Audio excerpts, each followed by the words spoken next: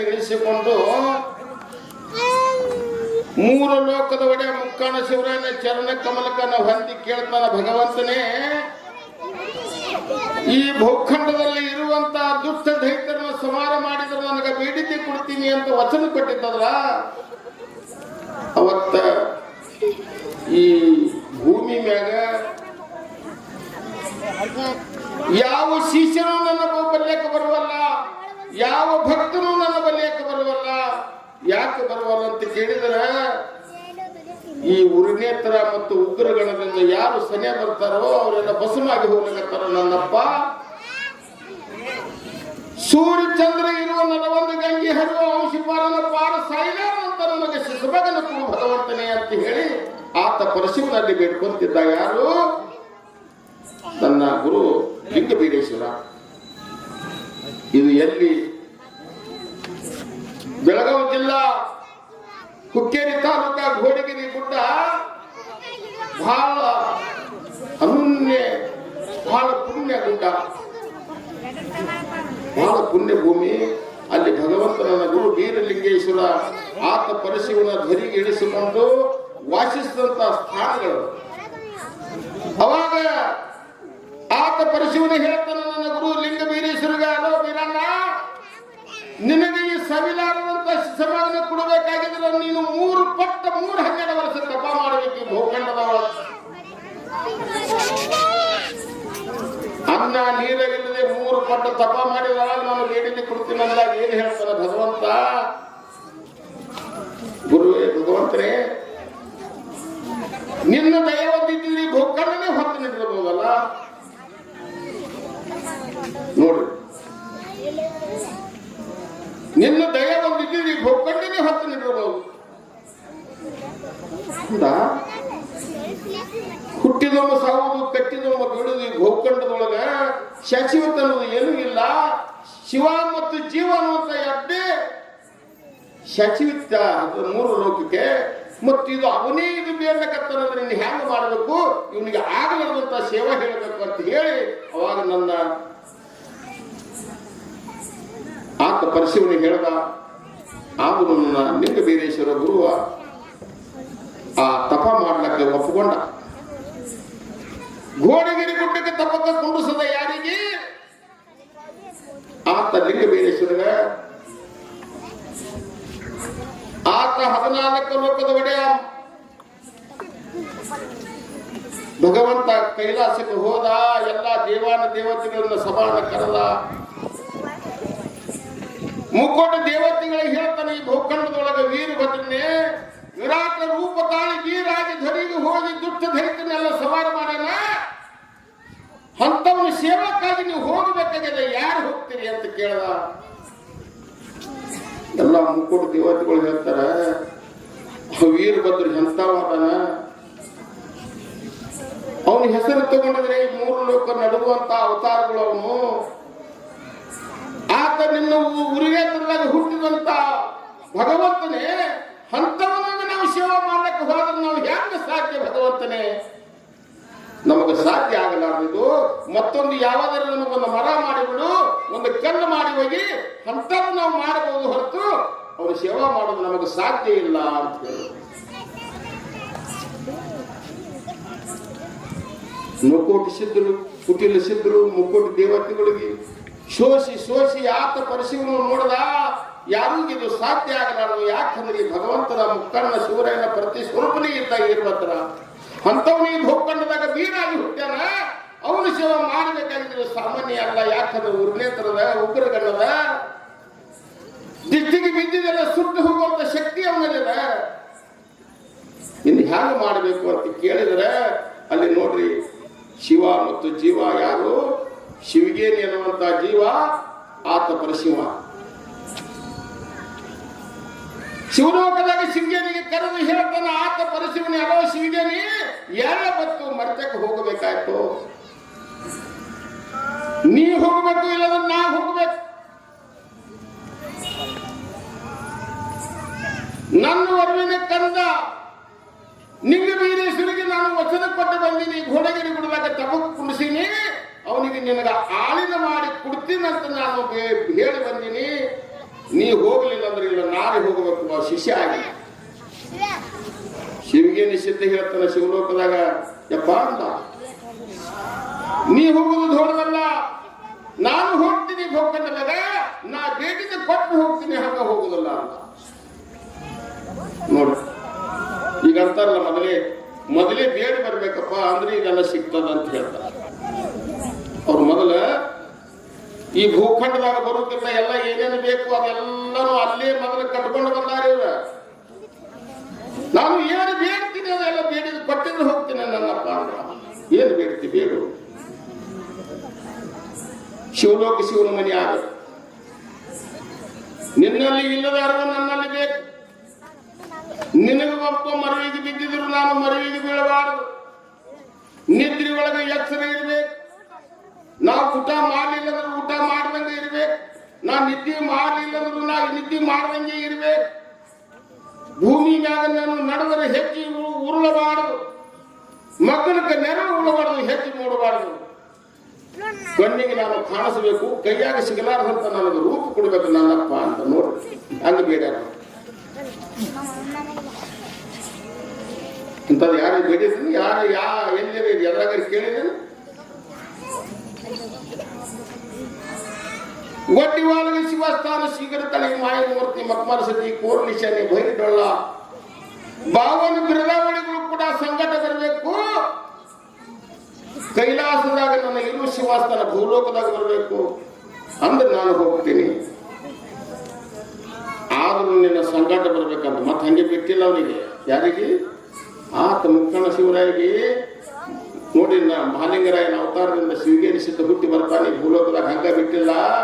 ನನ್ನ ಸಂಗಾಟ ನೀನು ಸೋದರಾಗಿ ಜಗನ್ನಾಥನ ರೂಪದಿಂದ ಜಂಬೂ ನೀನು ಜಗರೆಯಾಗಿ ಹುಟ್ಟಿ ಬರಬೇಕು. ನೀನು ವರನ ನೀಲಿರ್ಬೇಕು.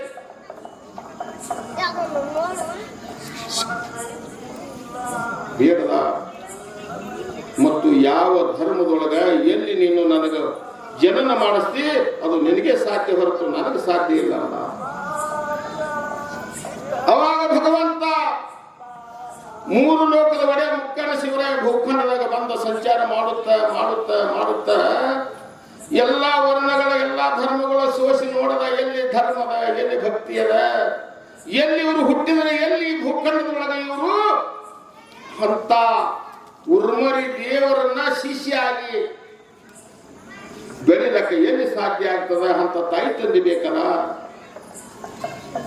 ನೋಡ್ರಿ. ಮೊದಲು ಏನು ಹುಡುಕ್ಲಕತ್ತ ಭಗವಂತ,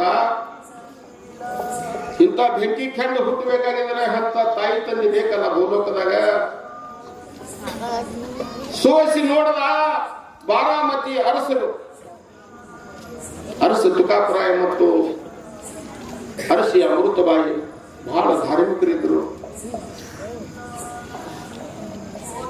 ಅವರಿಗೆ ಕಾಳಭೈರೇಶ್ವರ ಗುರು ಸನ್ನಾರಿಸಿದ್ದು ಹೇಳಿದ್ದ, ನಿಮಗೆ ಸಂತಾನ ಬೇಕಾಗಿದ್ರೆ ಶಂಭು ಬಿಲ್ವಾಡಗಿರಿ ನೋಡೋದಕ್ಕೆ ನಾವು ಸದ್ಯ ಶಿಕಣಾಪುರ ಅಂತೇವೆ. ಅದಕ್ಕೆ ಮೊದಲು ಏನಂತಿದ್ರು? ಶಂಭು ಬಿಲ್ವಾಡಗಿರಿ ಅಂತಿದ್ರು. ಆ ಬಿಲ್ವಾಡಗಿರಿಗೆ ಹೋಗಿ ನೀವು ತಪ ಮಾಡ್ರಿ 12 ವರ್ಷ, ಅವಾಗ ನಿಮಗೆ ಸಂತಾನ ಆಗುತ್ತವತ್ತ ಗುರು ಕಾಳಭೈರೇಶ್ವರಿ ಹೇಳಿದ್ದ. ಅವಾಗ ಇಲ್ಲಿ ಬಂದು ಶಂಭು ಬಿಲ್ವಾಡಗಿರಿಗೆ ತಪಕ್ಕೆ ಕುಂತಿದ್ರು. ಅವಾಗ ಭಗವಂತನಿಗೆ ತಿಳಿದಿತ್ತು ಇವರು ಸಂತಾನ ಸಲುವಾಗಿ ಮಹಾ ಶಕ್ತಿ ಉಳ್ಳ, ಭಕ್ತಿ ಉಳ್ಳ ಮತ್ತು ಧರ್ಮ ನಿಷ್ಠ ಆದಂತಹ ಸತಿಪತಿನು ಇವರ ಉದರದಲ್ಲಿ ಜನನಾಗಿ ಇವರ ಮಂಥನದಲ್ಲಿ ಇವರು ಮಹಾಲಿಂಗರಾಯಾಗಿ ಹುಟ್ಟಿ ಬಂದಿದ್ರೆ ಈ ಭೂಖಂಡನೆ ಬೆಳಗುತ್ತದೆ ಅಂತ ಹೇಳಿ ಆತ ಪರಶಿವ ತನ್ನ ಜ್ಞಾನ ದೃಷ್ಟಿಯೊಳಗೆ ನೋಡಿ.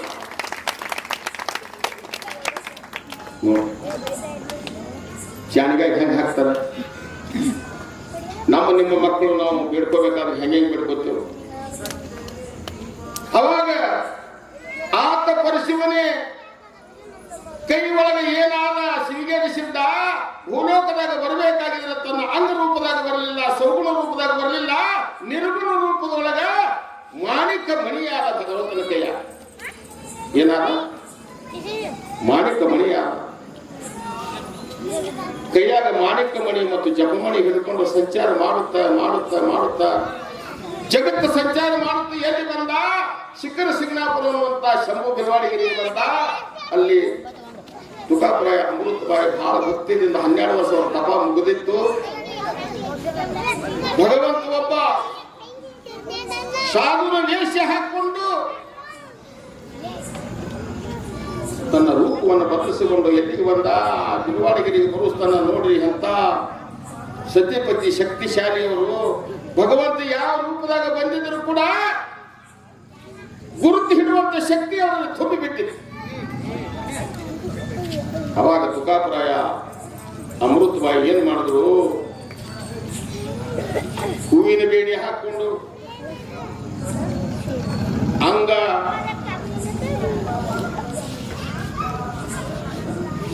ಭಗವಂತನ ಮುಂದೆ ದೀರ ದಂಡೆಗೆ ಹೊಂದಿಸುತ್ತ ದಂಡ ನಮಸ್ಕಾರ ಹಾಕೋದು ಭಗವಂತನ ಹೋಗಿ ಚರಣ ಕಮಲಕ್ಕೆ ತಮ್ಮ ಹಣಿಮಣಿದು, ಭಗವಂತನೇ 14 ಲೋಕದ ಒಡೆಯನು ನೀನು, ಇಂಥ ಒಬ್ಬ ದಾಸನ ರೂಪ ತಗೊಂಡು ಬರುವುದು ಏನ? ಅದಕ್ಕ ನಮ್ಮಂತ ಪಾಪಿಟ್ ಹಿಡಿದು ನೀನು ಇಂಥ ದಾಸ ರೂಪ ತಗೊಂಡು ಯಾಕೆ ಬರಬೇಕು ಭಗವಂತನೇ ಅಂತ ಕೇಳುತ್ತಿದ್ರು.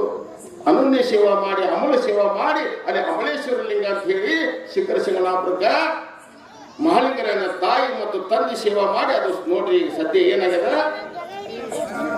ಅಮಲಲಿಂಗೇಶ್ವರ ಪರಮಾತ್ಮನ ಸಾಕ್ಷಾತ್ಕಾರ ಲಿಂಗ ವಾಸ ಆಗಿರುವಂತಹ ಸ್ಥಾನ. ಅಲ್ಲಿ ನನ್ನ ಇಂಥ ನೀವು ರೂಪದಿಂದ ಬಂದಿದ್ದರೆ ನಮಗೆ ಗುರುತು ಹಿಡಿದ್ರಿ, ಏನು ಬೇಕು ಬೇಡಿಕೆ ಕೊಡ್ತೀವಿ ಅನ್ನ.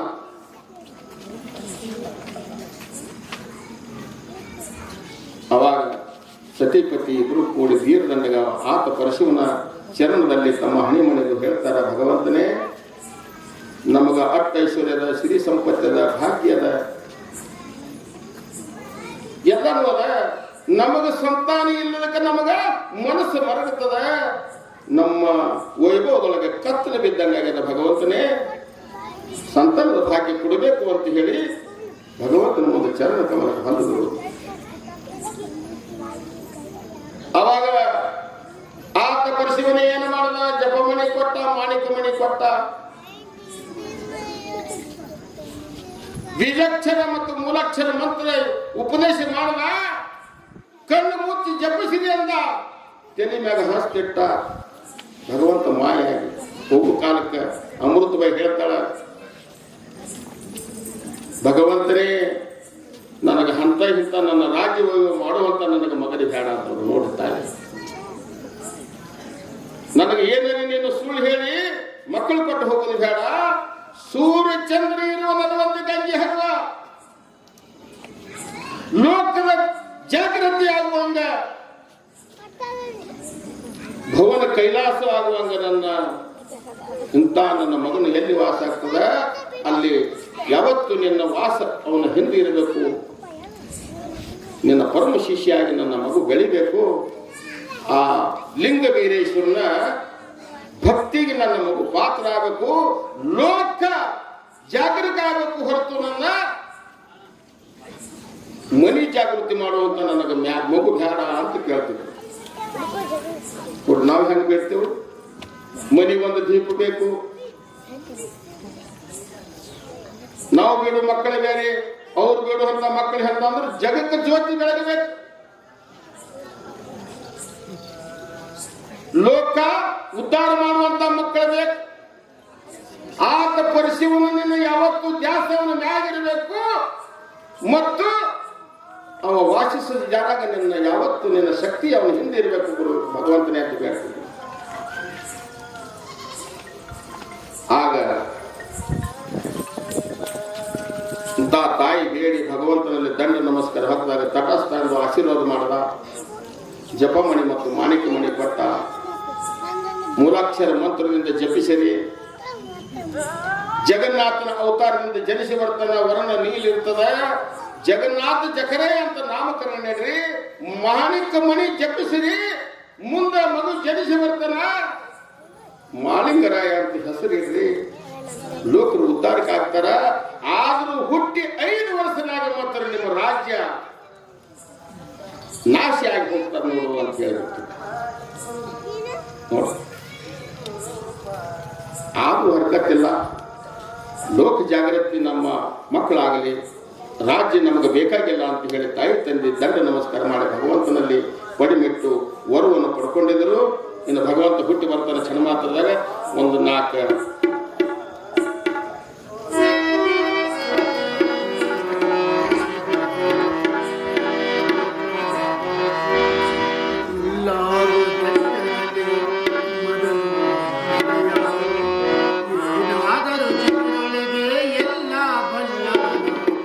ಭಗವಂತನ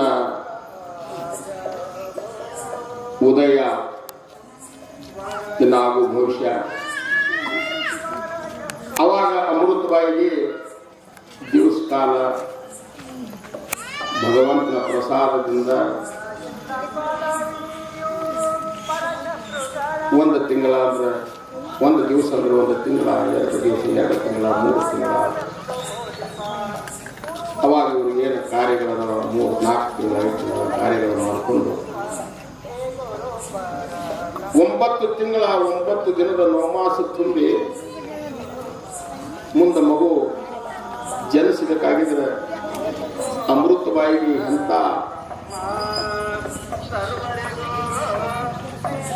ಭೂಲೋಕದಾಗ ನಿಂತು ನೋಡಿದರೆ ಕೈಲಾಸ ಕಾಣಿಸ್ತಿತ್ತು, ಇಂಥ ಜ್ಞಾನ ಬಂದಿತ್ತು. ಯಾಕಂದ್ರೆ ಗರ್ಭದೊಳಗೆ ಭಗವಂತನ ವಾಸ ಇತ್ತು. ಚಂದ್ರ ಸೂರ್ಯ ಕಿರಣದಂತ ಅಮೃತಬಾಯಿ ಮುಖ ಹೊಳಿತಿತ್ತು. ಬಾರಾಮತಿ ನಗರದ ಎಲ್ಲ ಅರ್ಶ್ಯರು ಅಂತಿದ್ರು, ನಮ್ಮ ಮಹಾತಾಯಿ ಅಮೃತಬಾಯಿ ರೂಪ ಹಿಂಗೆ ಯಾಕಾಗಿರ್ಬೇಕು? ಸೂರ್ಯನ ಹಂಗ ವರ್ಣ ಆಗ್ತದೆ, ಕೆಲವೇ ಸಮಯದೊಳಗೆ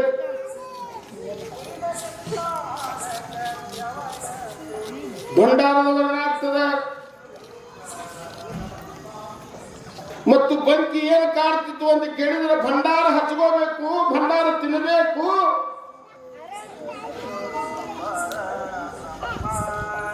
ಎಲ್ಲರಿಗೆ ಭಂಡಾರ ಅನ್ನುವಂತ ಮೂಲ ಏನದ ಇದು ದಾನ ಮಾಡಬೇಕು ಅನ್ನುವಂತ ಭಾವ ಕಾಡ್ತಿತ್ತು ಯಾರಿಗೆ? ಅಮೃತಬಾಯಿಗೆ. 9 ತಿಂಗಳ 9 ದಿನ ಮುಗುವಂತ ಕಾಲಗಳ ಸನಿ ಬಂದು ಐತಾರ ಅಮಾಸಿ ನೋಡ್ರಿ ಇವತ್ತು ಹೆಂಗೆ ಬಂದದ.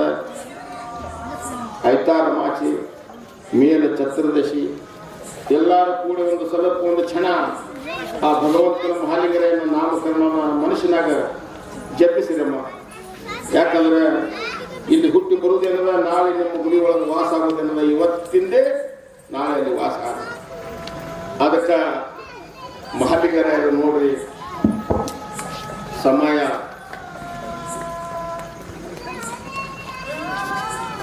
ಆಯ್ತಾರ ಅಮಾಸಿ ಮೇಲೆ ಚತುರ್ದಶಿ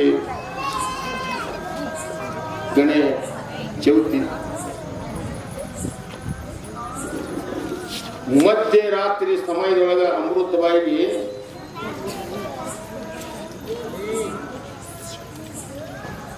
ಭಗವಂತ ಹುಟ್ಟು ಸಮಯದೊಳಗೆ ಹೆಂಗ ಆಗ್ತದೆ ಅಂದ್ರೆ ಮುಂಗಾರಿ ಮಾಡಿನೊಳಗೆ ಹೆಂಗ ಕೋಲಿ ಮಿಂಚಿ ಹೊಡಿತದ,